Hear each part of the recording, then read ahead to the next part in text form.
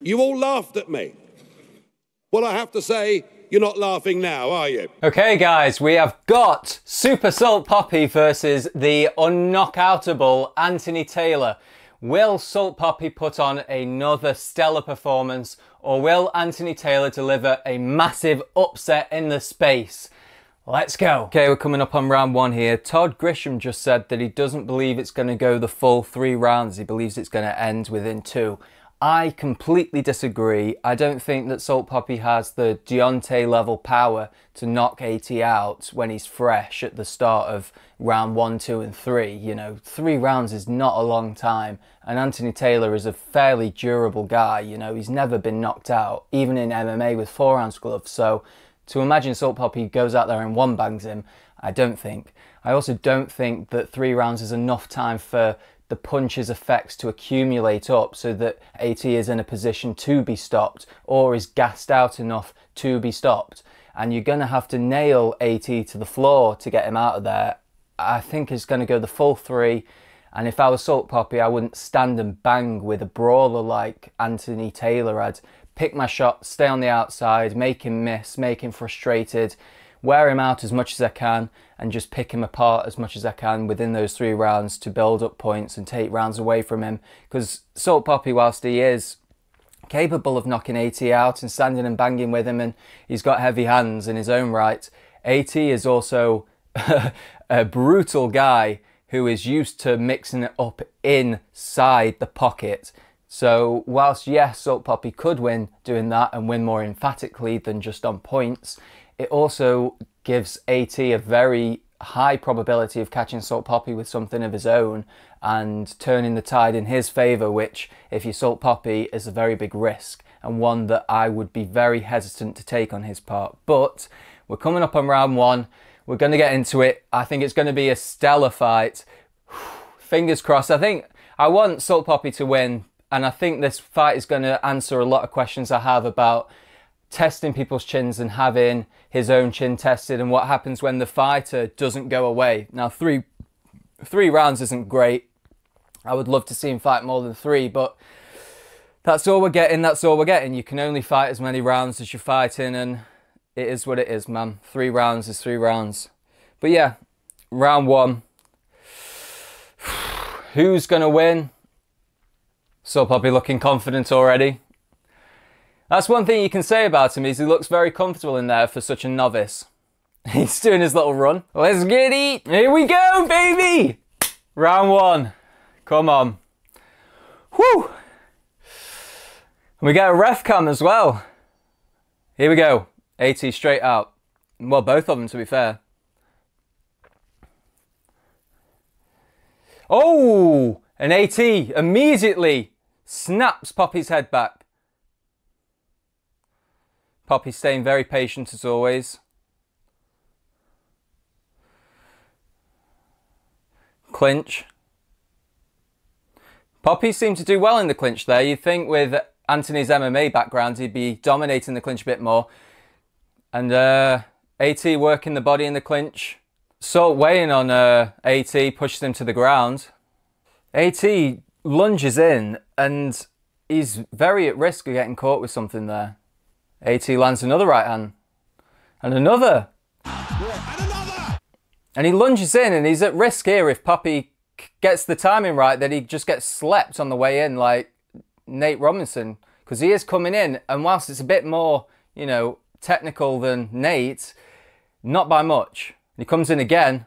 Papi tried to counter him.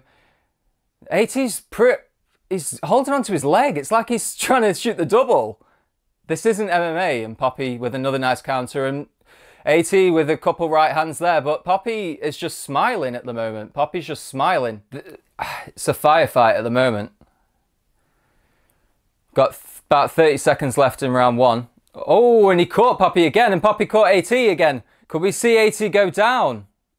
He was knocked down twice against Idris Virgo, but I thought they were very kind of wishy-washy knockdowns. The crowd is cheering for Salt Papi, and AT's he's looking a little bit like those Sting. Papi's working an inside on the clinch there. That's good work. 10 seconds left in the round. AT's going to mix it up, man. Lunging in like that with your head low and your hands low is not good. Papi caught him again there. Shh. And that's it for round one. Man, I don't know. I do not know, you know. That could be a draw. That could be a draw of a round because both guys had their shots that they landed and edged it in their own ways. It was a bit of back and forth, which is what you want to see from a fight, but it makes it very hard to score. And in a 3-round fight, a draw could really upset it, you know.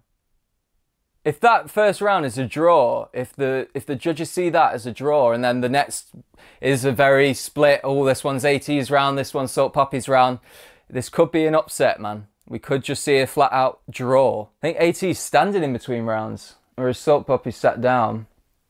AT stood up.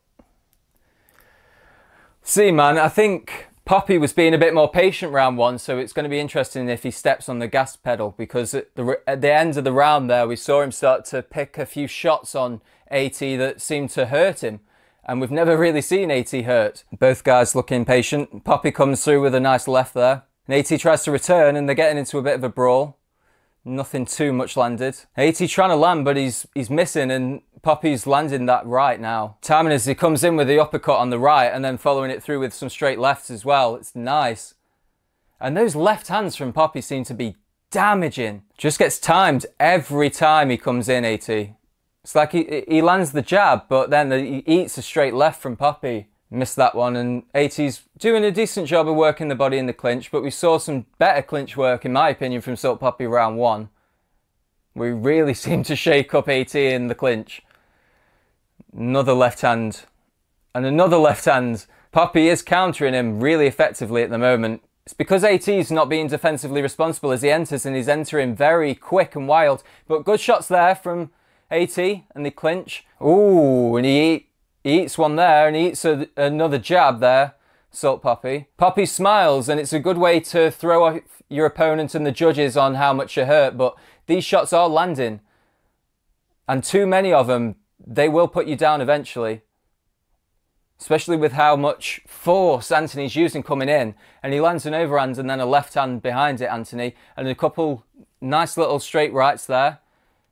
Papi working in the jab, both working in the clinch rather. This is impressive from Papi, but he's kind of standing now, and Taylor's been pushed down again. I'm surprised at Anthony Taylor's inability to fight, or at least hold his own in the clinch. Papi's kind of manhandling him, and as an MMA fighter, you should have better sort of wrestling, grappling fundamentals at least. Both kind of lands something on the way in, but it's smothered a bit by both coming into the shot rather than having the shot fully extended. AT working in the clinch, but it's all kind of tippy-tappy body shots. Nothing really digging in. End of round two.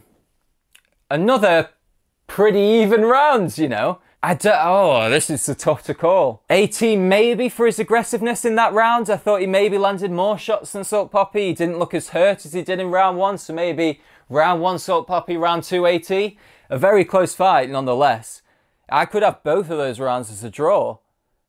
It's a very, very close fight. I think Papi's now maybe realising 3 rounds isn't maybe quite the advantage he thought it would be, because you can be explosive and you don't really have to worry about the big knockout because you're fresher. Whereas if you're dragged into these 8, 9, 10 rounds, not that any fight on the influencer cards has ever gone 10 rounds this far, but if it were to go, you know, that far, it really starts to wear you down to the point where knocking out is a much more valid threat for you. Start around 3. Slim's pretty much just backed up my opinion. Oh, and Papi eats a big right hand there, and that one I think gained his respect. Papi trying to land some, but AT's a bit sharper now. In, out, in, out. He looks like he may have found a bit more of Papi's timing, but we'll see. Lands a nice uppercut, a left uppercut there from Papi. AT can just throw the tank at him completely because he's got nothing to fear. This is the last round. Papi eats another right hand. Fans are booing. And I think it's a bit unfair, you know, not every fight's going to be an amazing knockout. If you actually watch the Josh Brueckner fight back, Josh Brueckner actually trips on Papi's lead leg, so he wasn't necessarily knocked out in that fight. Why he didn't get up, I don't know, but if you do watch that fight back, you'll see the trip. Ref warns AT about kidney punching. AT might be winning this round so far with just the amount that he's thrown. Papi, this is what I mean about him counter-punching. Counter-punching is a great thing, but in 3 rounds, counter-punching is... You just have the potential of the fight running away from you. Your opponent stealing. Oh, and he eats a massive right hand again from AT. Papi might be a little bit hurt and a little bit gassed here. He doesn't look the same Papi as in round 1. He's not moving around the same. He's coming forward and he's waving that left hand, but it's not the same smiley, happy, loose Papi that we're seeing. It's a bit more of a, oh, I'm worried. I'm worried. I think he might lose this one. Papi misses that left uppercut. AT, exactly. Slim saying he's just bending down. He's just bending down. It's a bizarre defensive technique to just bend by the knee. Oh, and another right hand. He like switches into a southpaw stance and then just lands the lead right. It's a beautiful shot, and Papi has not had an answer for it all night. His head movement's not on point here. This is answering the questions that I had about Salt Papi, or at least some of them. His gas tank doesn't seem to be there that much. His head movement's not there that much. And he's not negating Anthony Taylor in the ways that I thought he should and would do. I think AT might win this on points if Papi doesn't turn it around massively with a knockdown. That's the end of round 3. I think that's AT's. I think that's Anthony Taylor's fight. 3-0 to 2-1. Honestly, I'd be surprised if Salt wins that. I would be very surprised if Salt wins that. Or maybe 2 draws and an Anthony Taylor 3rd round. Papi's smiling, but I wouldn't be too happy with my performance in that. He did exactly what I said he shouldn't do. Well, I said he shouldn't stand and bang, but he didn't bang enough. He was too patient. He was too patient with picking his shots. I said, stay on the outside, pick your shots off and just make him miss, steal the points. He didn't do any of that. He stood, waited for the counterpunch, the perfect counterpunch, let the fight run away from him. That's the problem with counterpunching, man. You can be great, but if you're waiting for the one perfect punch, it may never come. And then the fight's gone. And you realise I should have thrown more.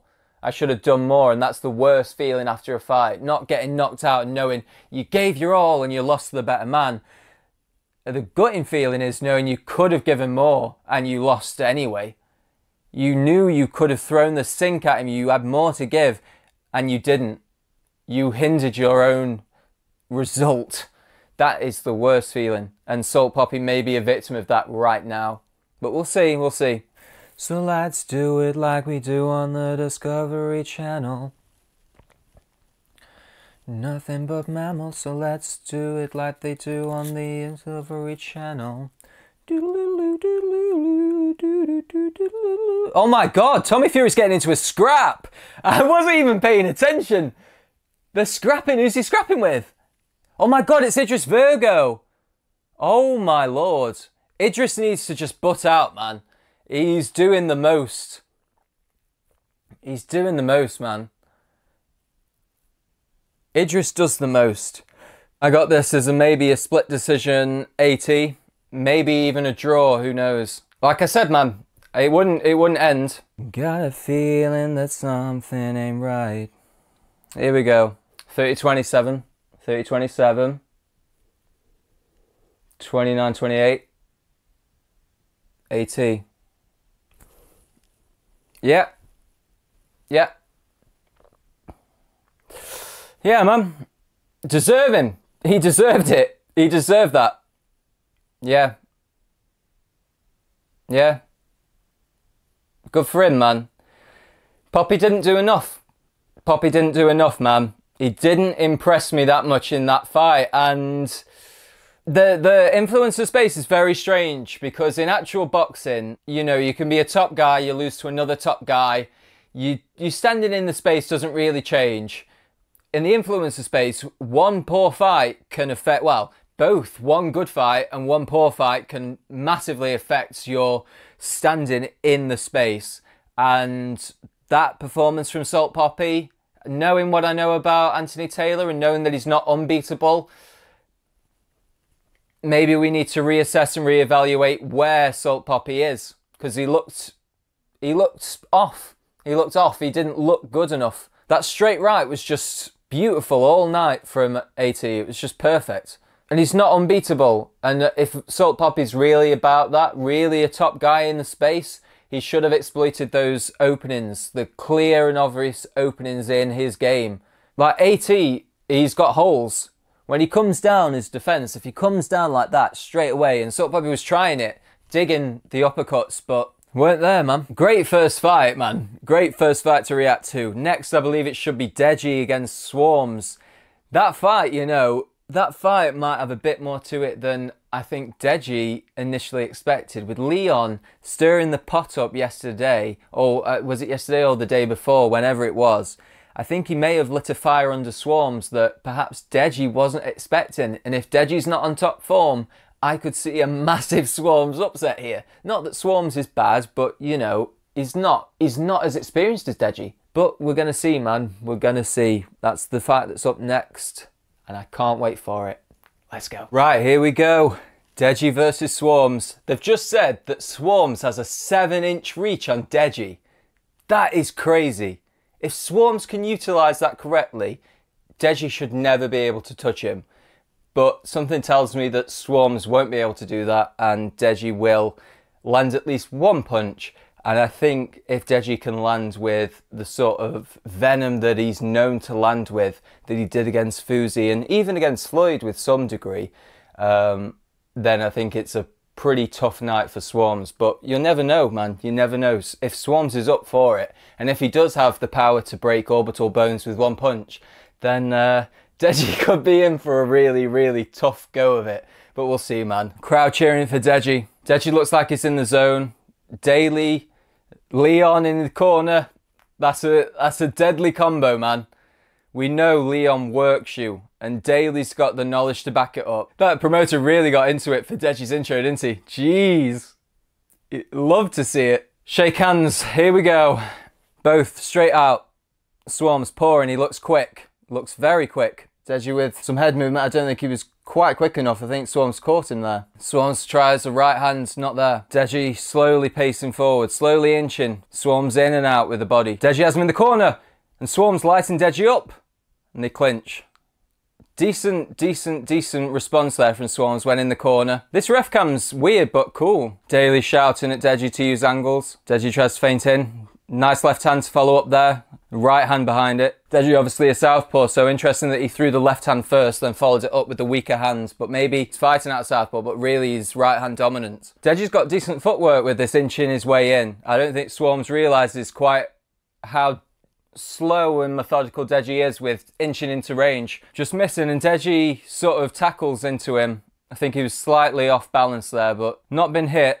And this will tire Swarmz out, especially into the 3rd and 4th round if Swarmz keeps this herky-jerky motion. Swarmz very elusive, I'll give him that. He's off balance when he throws, he's off balance when he throws. Swarmz tried the left hook. He's wary, I think, of being hit in response. That right hand from Swarmz is just awful. I've got to say, it's too slow, it's too telegraphed. He needs to disguise it with the jab and then follow it up, maybe even a straight. Because Deji's out of range by the time he even gets the punch there. Straights will always beat loops. Yeah, I agree, Slim. Deji's distance management's a lot better. Deji caught Swarmz in the corner. I think he hurt him there with either the left or the right. But Swarmz covered up slightly. Swarmz quick with that jab. Tries a straight right, but it wasn't there for him. And Deji returns. This is the thing you can't do with Deji. You can't stand there and not fire. Because Deji's uncomfortable on the back foot, but you allow him to come forward and he'll light you up. And they're trading in the corner there. And Deji seems to get the better of those encounters. Swarmz is fighting the right way in terms of staying on the outside. That's the end of round 1. He's fighting the right way in terms of staying on the outside and popping the jab out, but he's also not getting Deji's respect enough. He needs to land the right hand. That's what's lacking. The jab's there, the right hand is not. He needs to get that respect from Deji, make Deji back up, and then work at picking him off on the outside. It's not enough to pick him off on the outside when Deji's just walking forward through it. You're not going to keep him on the outside if he doesn't respect your power. You need to Ryan Taylor him, catch him coming in. But I feel like he's a bit more wary of Deji, because Deji seems like he has some power in his hands, whereas Ryan Taylor seems a bit more come in, no technique. Deji's a bit more inch in, I'm in range, I'll fire. Swarmz doesn't have an idea of distance at all. Round 2, Swarmz, nice little counter there. Deji working to the body and out of the pocket when Swarmz returns. Beautiful combination. Works him back into the corner again, Deji. Swarmz needs to, yeah, back him up. Keep backing him up. Just keep backing Deji up. Deji can't really fight on the back foot. Works him to the body beautifully, Deji. It's only a matter of time before Swarmz drops his hands and the head's there. Needs to work the right-hand side of Swarmz where the liver is. Could finish him with the body shots. Deji tries it. Beautiful combination. Oh, and he catches Deji. That's what Deji needs to be careful of. When you let fly like that, you need to stay defensively responsible. Deji tries to hook around the guard and Swarmz with a nice three-piece combo in return. Beautiful. Works his way out the corner to the centre of the ring, but he keeps backing up. He keeps allowing Deji to back him up. Circle out. Circle out. Deji's just leading him into the corner and picking him apart. Deji's throwing 3, 4, 5, 6, 7 combination. Jesus! A 7-punch combo. Swarmz with these wild right hands that just aren't hitting anything but thin air. Swarmz is in trouble here because the ref will just stop it. Oh! Big right hand. Big right hand in response from Swarmz. Deji, you need to cover up, man. And he tries, and Deji's head movement's beautiful there. I think Swarmz landed 1 of 3 punches and a jab. Deji backs up slightly, but he keeps working Swarmz into the corner. I don't know what he's doing, whether he's trying to play the game of tire Deji out and then catch him with a counter, but it's gonna be dangerous to do that. Ends of round 2. Deji looks slightly gassed. Maybe that's the game plan, but he was getting pieced up. That was impressive from Deji. Impressive round 2. I'd say that's maybe 2 rounds to Deji, maybe a draw and a round. I think save it for round 4, to be honest. I think make Deji do this again, save it for round 4, and then, because when he landed that right, honestly, Deji was rocked. His legs were wobbled. That was a beautiful counter right. Deji needs to be careful, especially when flurrying in the corner like that. Deji looks all right for round 3, landing heavy shots. Yeah, this is exactly what I mean. Is it Swarmz doing a rope-a-dope? I don't know. Is it a master plan Muhammad Ali move? Tire him out and then piece him apart? I don't know. Daly's so intelligent with his advice to Deji. Needs to be careful in the corner, both of them. Yes, exactly. Throw, Swarmz, throw. I know Deji can hit hard, but come on, man. He's just picking him apart. He's got to drop him, I feel. Swarmz's got to drop him. He needs to throw the right, because when he caught him with the right, it really hurt him. And another right landed. Exactly. But it needs to be more. It can't just be 1 and out. It needs to be bang, bang. It needs to be bang, bang, bang. 3, 4. Oh, Deji showboating on him. Catches him again. He just needs to throw more in the corner, Swarmz, and he'll hurt Deji. Seriously. He could knock Deji out. That's the new game plan. Bait him into the corner and bang on him. There you go. Work him in the corner now. Nice. Nice work, Swarmz. Ends of round 3. If Swarmz doesn't do more here, he's going to lose this fight. He needs to knock him down at least. Deji's shots seem to be doing more accumulatively, but when Swarmz lands a big right hand in the corner, it really hurts Deji. I don't know why Swarmz doesn't just double it up. Exactly, Deji's got this. He can just coast here. Swarmz has got to throw it all now. He can't, he's just got to risk it. Risk the knockout, and maybe the reward is knocking Deji out. It's another Fuzi, this. It's another Fuzi. Swarmz has done more than Fuzi, but not by much. I want Deji to win, but I want Swarmz to at least give a showing of himself. Just catch him with something. You've been catching him all night. Just when he comes in, just throw. Don't just guard. Time him. Nice. Nice. But Deji's slick, man. Deji's slick. I think only 1 punch lands. Deji does look a bit more, especially distance, it seems Deji's learnt from Floyd. Deji's got a very good idea of his range. He's mixed it up well to the body, to the head, throwing different shots, different angles. Head movement looks a lot better. Deji's been impressive, but Swarmz, I feel, has been slightly lackluster. When he watches it back, I'm sure he's going to regret certain things, not throwing more in particular. Swarmz is fainting more than he's throwing punches. 15 seconds, come on guys. Deji working him again on the ropes. Swarmz lands a punch and it knocks Deji into the ropes, and that's what I mean. When he lands, it hurts Deji, which is why I'm amazed that he hasn't done more. Last 3 seconds. Another one to the cards. Deji win. Easy decision. I'd say probably 4-0 Deji. Maybe a draw and 3. I couldn't say that any round particularly went to Swarmz. I don't know. Swarmz had some good counters, and it just amazes me that he didn't try to land more of them. Maybe he tied himself out first round, I don't know, but it's what it is, man. That's the game. Sometimes you just got to risk it all. Here we go. 40-36. 40-36. 39-37. Okay. Deji. That announcer really loves doing Deji. Pause. I mean, doing his name announcement. Swarmz, I think, will kick himself a bit when he watches the fight back, when he sees that he had Deji hurt at certain moments with some good counters. When he was in the corner, I think he got a little bit worried, especially the first few times, but when he landed that big right hand and he saw Deji's reaction to it, I think he realised then that he needed to utilise that more, and that's why you saw him throw at least one counter in the exchange, but he needed to throw more, especially off the right hand. You throw that right hand, you follow it up with a jab or a straight. Bang, bang, bang, bang, bang. Do something, mix it up. Don't just throw one looping right, catch him. It was thrown with power, but it was completely telegraphed. So when Deji was at range, he saw it coming a mile away, so he just stepped back. But when he was in range, in the pocket, and Swarmz would just throw it, catch Deji on the side of the head, really ruined him. When you watch it back, I think Swarmz will kick himself that he didn't just throw more. If you throw more combinations off the back of that, Deji takes more damage and then is more likely to respect you, not work you in the corner, and then you maybe can push the pace on him, take a few rounds from him. But that's not what we saw. We saw a pretty shutout performance from Deji, a very good win, another one on the tally for Deji. I think, what's that now? 2 wins and 3 losses.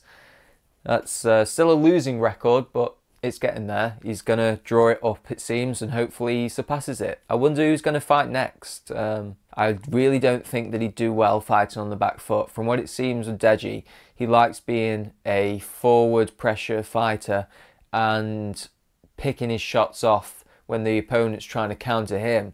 It's a strange combination from Deji because he stalks you down, but also he also counters you at the same time. So it's going to be interesting, man. Maybe Assault Papi. After the performance with Anthony Taylor, maybe Assault Papi. That would be a good fight. Deji versus Assault Papi, I think, would be a lot closer than a lot of people think. I think Assault Papi's technically better than Deji, but we've seen Anthony Taylor's shots hurt Assault Papi and slowed him down towards the end of the third, and we saw that Deji was there for the entirety of the 4 rounds, which was great for Deji. It didn't get stopped this time, so we got to see his gas tank, and it's vastly improved, massively improved. But again, it's hard to really test the tank when your opponent's not firing back in response, and maybe with Assault Papi Deji we get the fireworks where both guys are trying to counter and play that game where on the back foot pushing forwards, then switches, they start pushing forwards. Be very interesting. I think that fight would be really interesting, and both guys are around the same height, same weight, so I think that's the fight to make, really. And they're both on a decent level of popularity and notoriety, both revered in the space for their skills. And yeah, I personally think that's a really good fight. Let me know what you guys think in the comments below. We're going to jump right into the KSI fight now. Without any further ado, let's go. Here we go, main event. The legend Michael Buffer announcing the fight. Let's get ready to rumble! Come on! What is JJ doing? JJ looks like me when I used to ask my mum if my friend could stay the night. Mum, can my friend stay? Why is he doing that? Here we go, round 1.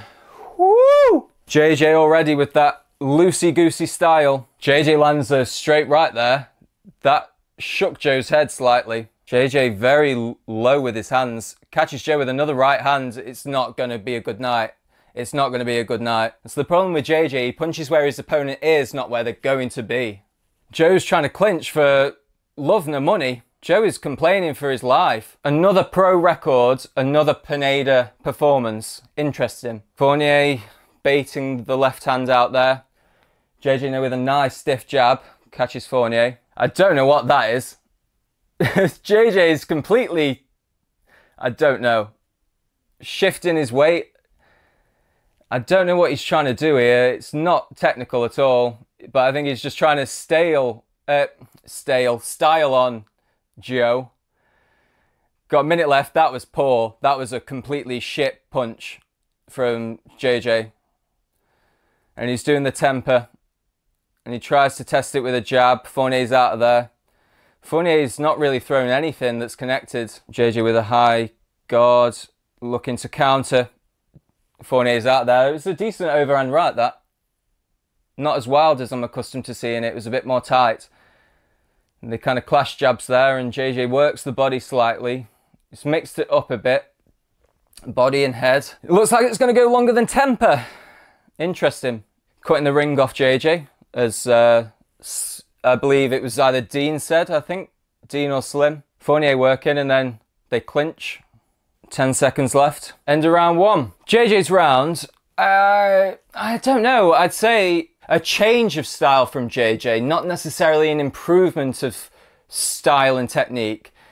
He's got the new loosey-goosey Michael Venom Page style, but that might work with Joe Fournier, but it won't work against a Jake or a Tommy Fury, certainly. Certainly that style won't work. You need to be very tight and defensively responsible. Trying to throw him, he was switching his feet up, which looked a bit dancey almost, like he was stuttering and twisting and turning, but he wasn't landing anything technically clean with it. I don't know, he seems to always struggle to land punches, and he always seems to overextend on punches, JJ. It's something that he seems to really, really struggle to nail. And yes, he's got this far with it working, and I'm sure it's going to work again for him, but I'm just worried.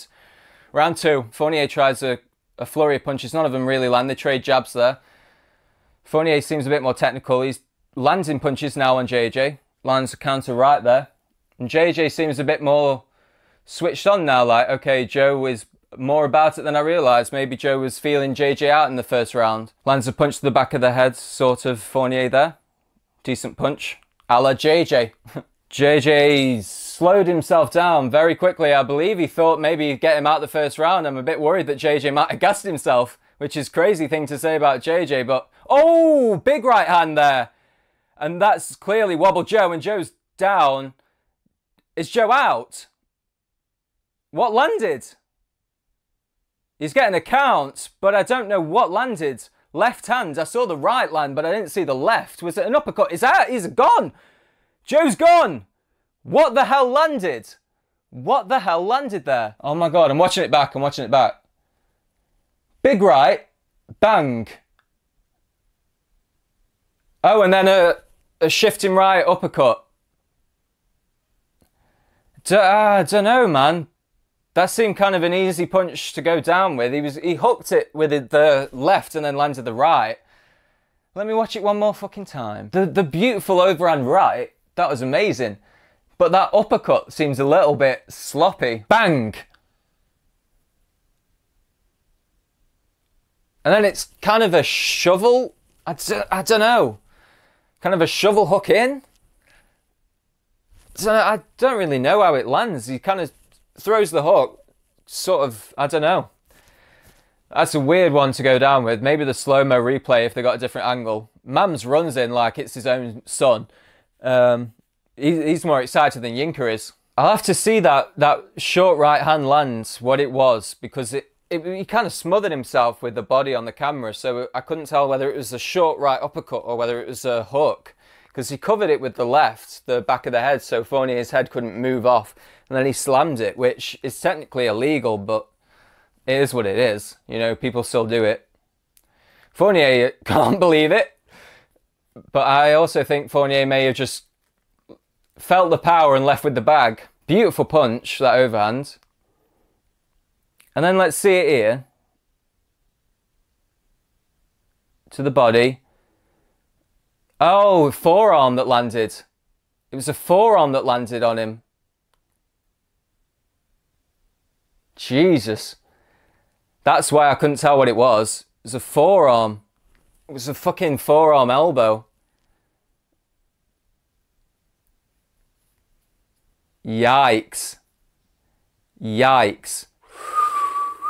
That changes things, man. Unfortunate. Unfortunate, man. That's why I couldn't tell what that shot was. That's why I could not tell what that shot was.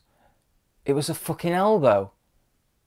Jesus, that's unlucky from Joe. Fuck me. I feel sorry for Joe. Because he ate that fucking right hand and then he had to eat the elbow behind it. Oi. Man. Oh, fair play. I mean, Joe looked to be turning the tide slightly in the second round until that right hand landed, and then yikes with the elbow. That's going to be interesting. That, I mean, technically, if we're going by what should happen, Misfits should overturn it and no contest it. Or, well, it wasn't an obvious elbow. I don't think it was an intentional elbow from JJ. So I don't think it's a DQ. But it certainly bounds for a no contest, surely. That was brutal. That was a brutal elbow. Unlucky, man. That's not how you want a fight to end, but I mean, it had to end one way, and I think either way, Fournier was probably going down. I think it probably just would have been later in the fight, but it is what it is, man. Would have been interesting to have seen JJ go into the third, fourth round, because in the second round he did look slightly tired. But it is what it is. JJ adds another win to his record, another decent win against a fairly decent opponent, I'll say. Next up, if it is Tommy Fury, that's an impressive fight, and one that I think that he will probably lose, or more than likely will lose. But I'm excited for that one if it does happen, because it will give us a direct comparison of where Jake is versus where KSI is. If KSI can beat Tommy, then it stands to reason that he may have the better chance of beating Jake, although it always is wise to understand that styles make fights, and whilst JJ may beat Tommy Fury's style, it may not lend his credence well to Jake's style. But there's only one way we're going to find that out, and that's by staying tuned and waiting for that one to come to fruition. Hopefully it can. Till then, I will see you all later. You say that you never been, that all the things that you've seen will slowly fade away. Gonna start a revolution from my bed, 'cause you said the brains I had went to my head. Here they come. Take me to the place where you go, where nobody knows if it's night or day. But please don't put your life in the hands of a rock and roll band. Throw it all away.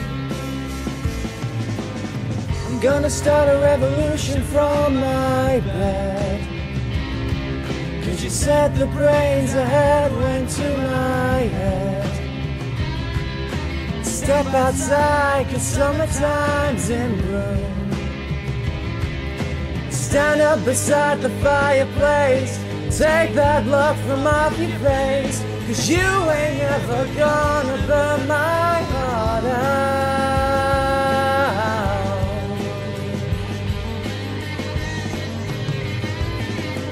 So Sally can wait, she knows it's too late as she's walking on by.